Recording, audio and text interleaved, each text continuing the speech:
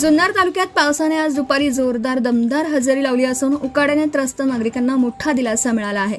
या पावसामुळे शेतकरी वर्गातही उत्साहाचं वातावरण निर्माण झालं। कुमशेत जवळील एका व्हिडिओमध्ये मोठ्या वेगाने पाणी वाहतानाचा एक व्हिडिओ व्हायरल झाला। परिसरात उताराचा भूभाग आणि मुरमाड भाग असल्याने सर्व पाणी आदिवासी वस्तीकडे वाहिलं। या वस्तीला आणि शाळेला पाण्याने काही काळ वेढा दिला होता। अचानक वाढलेल्या पाण्यामुळे नागरिकांची धावपळ उडाली। सुदैवाने कोणतेही जीवितहानी किंवा जास्त नुकसान झालं नाही।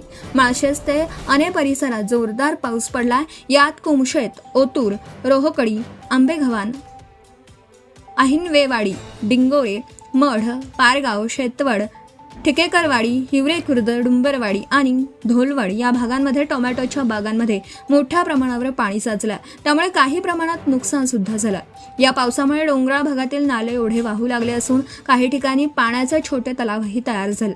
कुमशेत येथे डांबरी रस्त्यालगत तसेच ओतूर शहरातील काँक्रीट रस्त्यावरून मोठ्या प्रमाणात पावसाचं पाणी वाहताना दिसलं। या रस्त्यांना काही वेळ ओढ्याचं स्वरूप निर्माण झालं होतं। पाणी साचल्याने वाहन चालकांची तारांबळ उडाली।